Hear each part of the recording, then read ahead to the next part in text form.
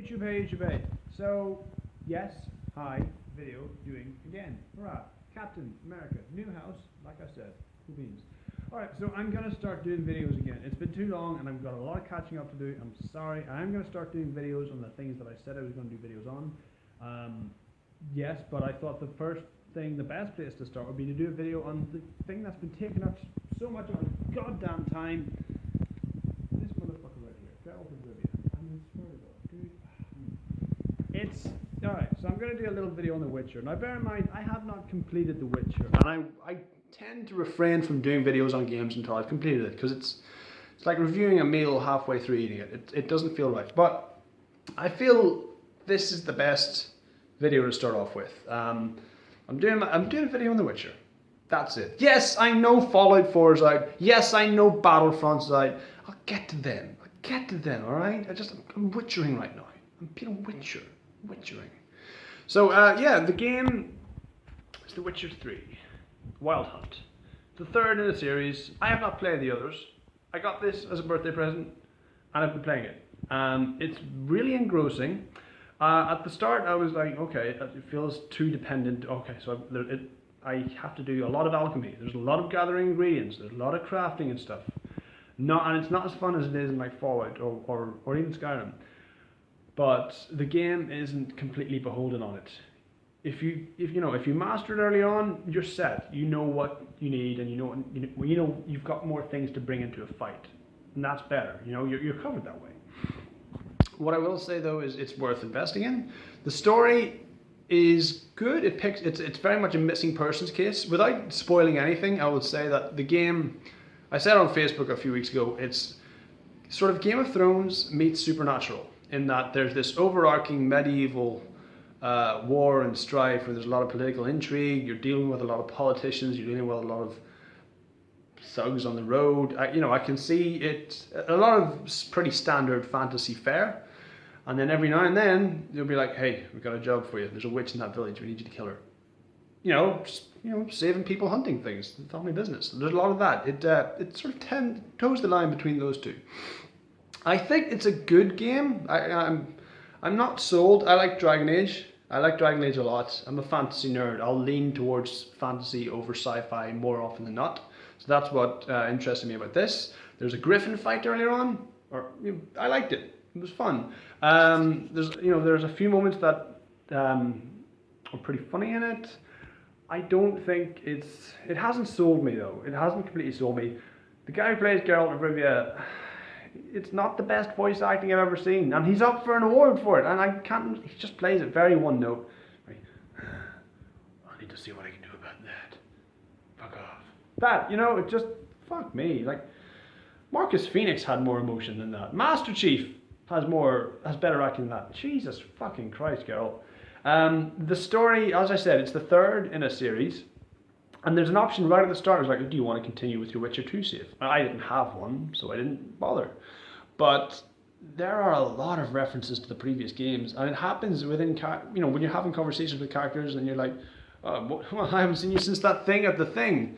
And you're like, what thing? Dude, what? And now I feel compelled to what was that thing? You're isolating me here. I feel alienated as a consumer. What are you doing?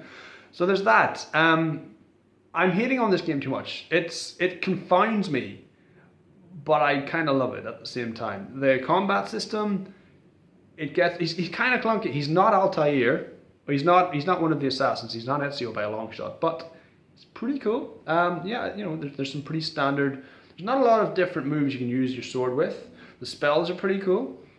And like I said, once you know how to master the potions and the bombs and stuff earlier on, then you're quite set for most opponents. And there's a variety of opponents. There's a variety of monsters and stuff that you can come across, even people as well. It gets fucking tough.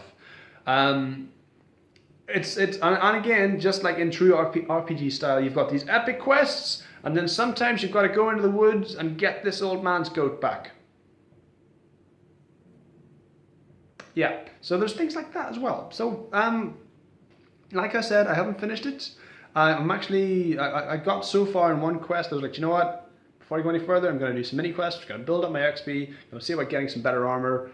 I'm going to come back to this in a bit. So that's where I am right now. I'm going to jump into this game in a minute or so. I don't hate the game. I think it's really good. I think it's really expansive because it's got shitty weather, man. For like an RPG, the wind just howls all the time. It rains, and it's just like, fuck me, the weather's shitting here. It's terrible.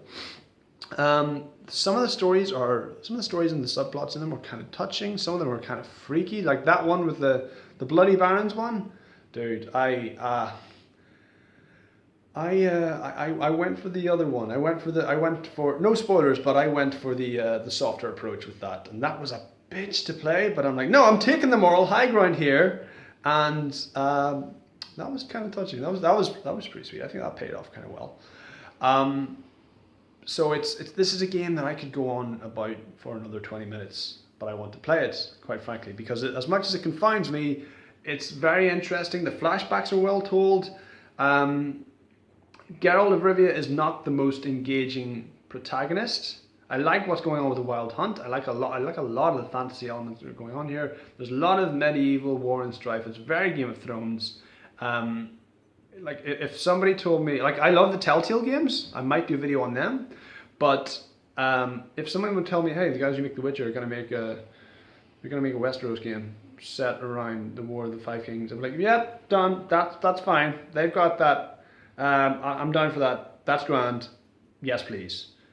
I'd be happy with that. This game, good. So expansive. I like the horse. I like Roach. You know, he's no Shadowmere. He doesn't need, you know, but he's there when I call him. Sometimes inexplicably so. So there's that. Yeah, I'm just trying to think if I'm missing anything. No, like I said, combat system's pretty good. It's a gorgeous looking game. I'll give it that. You can go for a shave.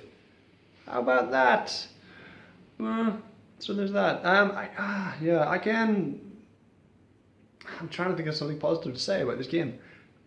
I feel like I'm just complaining about it, but the plot is good. It's so expansive. It just feels like quest on top of quest on top of quest. And I feel like I'm drowning in quests right now. I need to do some odd jobs, need to build up my XP, get some shit done. So that's what I'm going to get back to doing. So I am going to make more videos. I'm going to play The Witcher. I'm going to make some more videos. Got Doctor Who coming up. I know, okay? But those are my thoughts on The Witcher 3, The Wild Hunt. I'll probably do another video once I've completed it, so calm your tits if you didn't like this one. And yeah. I'll see you later, YouTube.